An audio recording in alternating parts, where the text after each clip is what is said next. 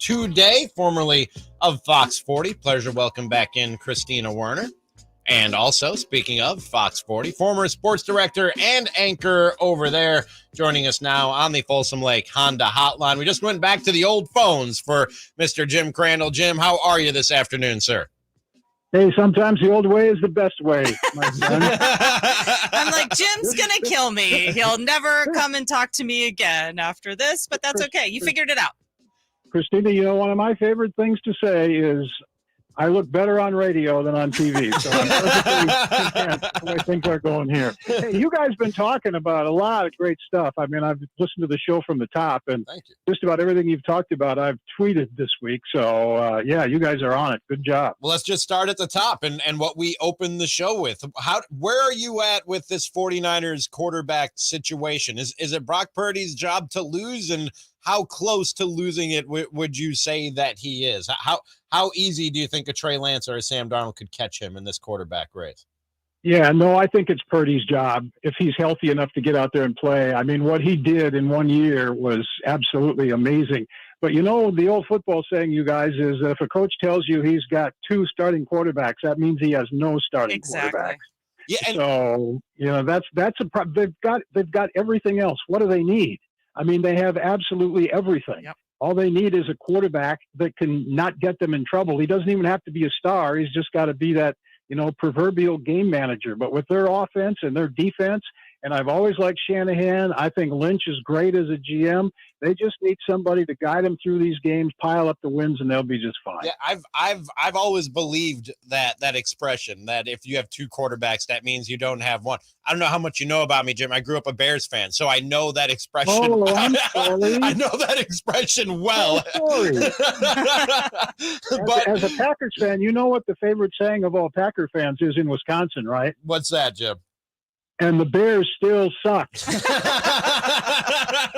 at least there's that, right? At least there's that. Exactly. But to hear Kyle Shanahan tell it, you know, he's been selling the line, and even in the soundbite we played at the start of the show, we have 3 quarterbacks who can play, and it's just a matter of figuring out which one it is. You're not necessarily buying that line, at least not to the extent that Kyle Shanahan would like us all to buy that line. No, absolutely not. I think Darnold is a good get for them. I mean, I'm not sold on Trey Lance at all. I mean, he's really done nothing to prove himself. Darnold, I think, you know, if he had to play, would be okay. But if they've got a choice, obviously they would take Brock Purdy in a heartbeat. That's what I think anyway. No, I think so too. Okay, so we're going to stay with football then. We'll get to Kings later because I know you have a lot to talk about with the Kings. But let's stick with football. You've been tweeting about this, you know, because I do follow you, Jim.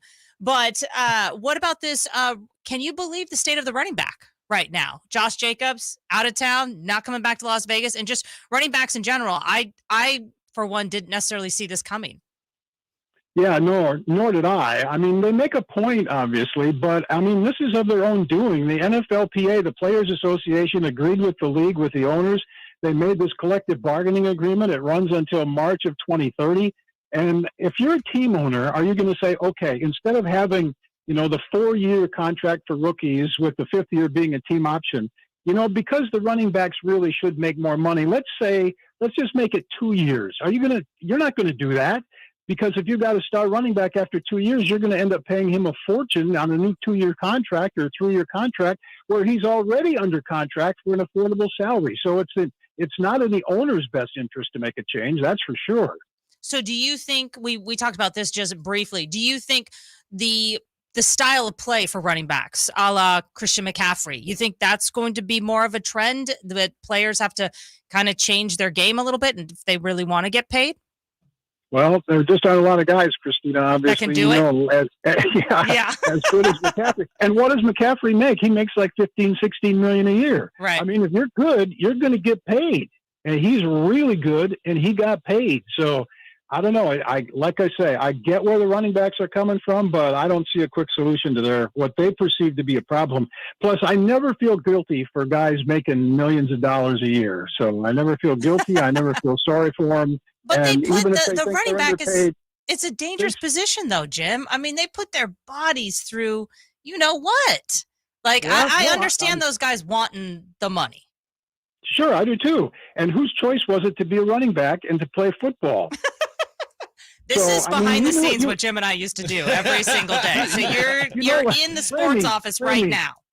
Remy, you're with me, right? I mean, these guys, they know what they're getting themselves into. It's not like a secret that running backs get beat up, especially if they carry the ball a lot and are good and gain a lot of yards. They do, but I I think the way that running backs have been handled and paid has changed over the years. I saw last week when we were talking about this, Jim, that the franchise tag for running backs, the price has actually gone down over the last 10 years, where it has gone up exponentially for every other position, including quarterbacks or including kickers. And even the average salary of a kicker today exceeds that of a running back. I agree with you that they know what they're getting into. I just think that there's been an overcorrection in terms of the way that they're paid. And I would even go as far as to say, I understand why they're reluctant to pay some running backs, but when you get to the Saquon Barkleys and the Josh Jacobs of the world, the best in this league, and the guys who sort of the offenses are built around those guys, Jim, wouldn't you say that there may be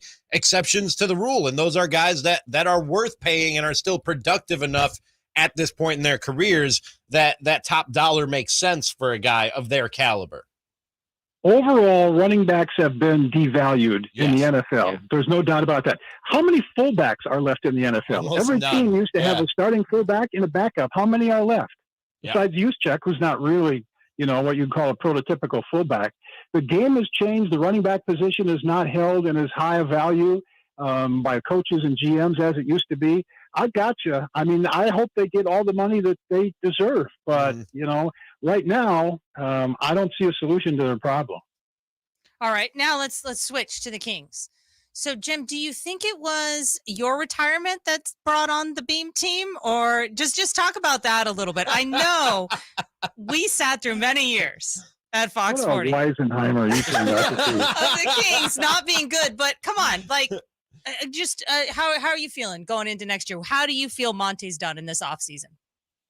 I think he's all right. I mean, all the rumors about guys they were interested in, Draymond Green,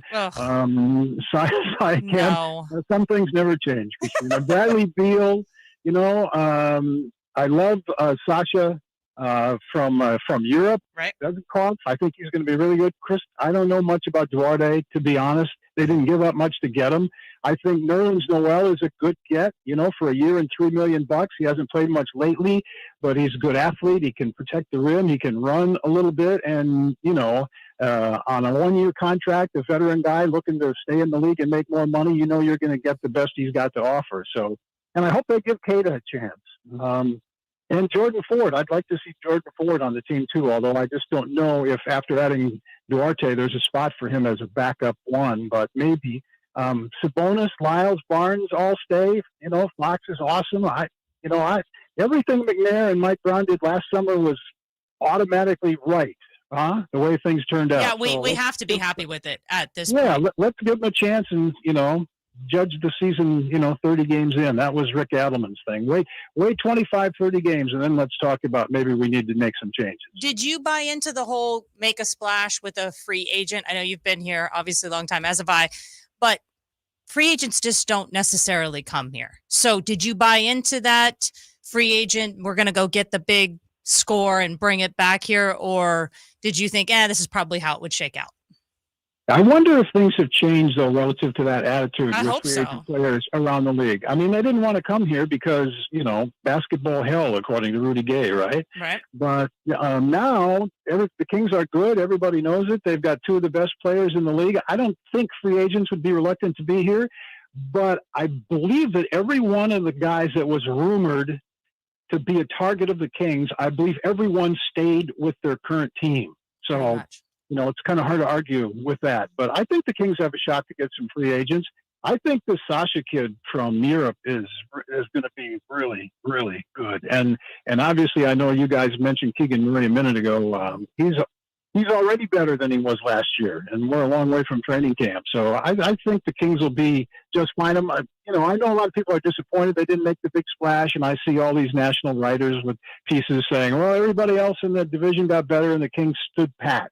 But I'm not sure I buy that. Not totally, anyway. Talking with Jim Crandell, a legend around these parts, former sports director and anchor over at Fox 40. What do you think? You brought up Keegan Murray. What do you think is the ceiling for Keegan Murray? We played a clip a couple of weeks ago of Chris Mannix of SI.com saying he's spoken with people in the Kings organization that thinks he has star potential on him, as good, if not better, than Domas and Fox. How high up the pecking order for the Kings do you think a Keegan Murray could climb? Yeah, with his size and his talent, and, if you watched it in summer league, which I'm sure you guys did, the games that were played here, I mean, he put the ball on the floor. He's a lot more aggressive getting into the lane, trying to get to the rim. I mean, he's, taking the shot off the bounce, a couple of dribbles and pulling up, and at his size, almost unstoppable. I've seen him compared to a young Kawhi Leonard, and that's pretty high praise, I would say. Well, and you were I will give you props. You said last year, draft Keegan Murray, and not everyone was saying that. The so-called experts weren't necessarily saying that.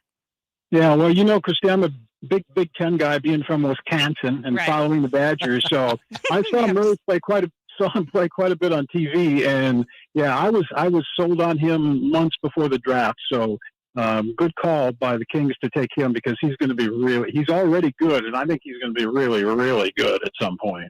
Talking with Jim Crandell of Fox 40, Christina's former coworker over there. And we used to go back and forth like this every single day. So you're getting a little glimpse into what he is. Okay, so we did the list. Fox and Domas, both in the top 20. You think that's good? Yeah, I think that's about fair. I mean, I'd say they're top 15, top 20 players, both those guys. Jerry Reynolds used to say, I think that you have to, in order to really be competitive for a championship, you have to have two of the top 15 guys in the league. Okay. And the Kings are pretty close to that. Hey, Christina. Uh-oh. Yes. How's the Giants doing? Awful. Don't worry, that's coming up. I've lost 5 straight. You let us right into it. This guy's a pro. Yeah. It was looking so good after the All-Star break, and then all of a sudden they decided, oh yeah, we're a bad team again. And so that's where they're at. What do you think about that, mister? Yeah, how about J.D. Davis, though, from Elk Grove at third? He's awesome. He's a stud. Flores is good. They need more out of Yastrzemski for sure. They need a catcher, huh? No, Joey, but Bailey's pretty good. Who do you like? The Bailey kid, right? What's his name? Joey Bart? No, Joey Bart's gone. Joey Bart's with the AAA. Yeah, but they do.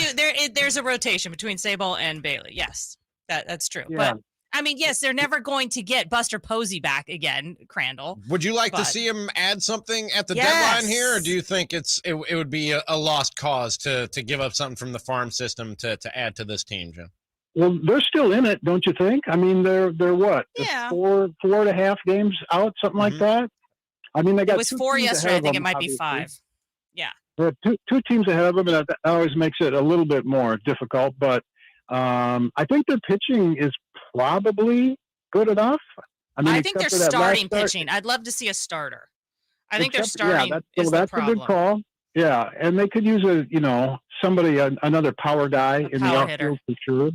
But I was disappointed that Logan Webb couldn't stop that short losing streak. I mean, he's in the position now on this team where he's got to be the guy that can do that, and he ended up obviously, as you know, getting rocked. But he's still top 10 ERA in the league, and pitched as many innings as almost anybody. So he's a solid number 1 guy. But yeah, they could use another starter. I wouldn't argue with you on that. Want to see him get in on the Shohei Ohtani sweepstakes, or is that too rich for your blood? Would that be a dream come true for San Francisco or not? Holy cow! Can you imagine that ballpark with Shohei Ohtani on the mound? No, that would be amazing. But how much are you going to have to pay that guy? You'd probably have to give up anyone, yeah, and everyone. I know. Jim, I got to ask you before we let you go. You've brought up a couple times now. You're from Wisconsin. You're a Packers fan by blood. How do you feel about the whole Aaron Rodgers situation? How much you think your team misses him? How much you think he helps the Jets? Were you just over the whole thing and ready for this divorce to be finalized? Their defense better be pretty good this coming season, or it's going to change from the Bears still suck to the Packers now suck. I'm not sold at all on Love. Just not. I haven't seen enough of him, I guess, maybe to really make an intelligent decision, but he doesn't impress me. Their defense better be pretty good. I think they've got some young, good receivers, but I am cheering for Aaron Rodgers and the New York Jets. I hope he just tears it up. Yeah, I think it'd be awesome. I like Rodgers. I know he's a little loopy, you know. You're the only one. No, I'm just kidding. Goes in the dark for 4 days to figure out his life. I mean, you know, and he did the ayahuasca thing, and, you know, he's always got a new girlfriend, and I don't know. And then loses a girlfriend and then gets another girlfriend. Off the field, he's different for sure. Interesting for sure. I think HBO Hard Knocks ought to be pretty fun. Although from what I understand, because the Jets really didn't want to do it, HBO kind of agreed to not be quite as invasive as they usually are with your cameras. So we may not see everything that goes on, but HBO should be fun with Hard Knocks and Aaron Rodgers. And yeah, I'm for him. I hope he does well.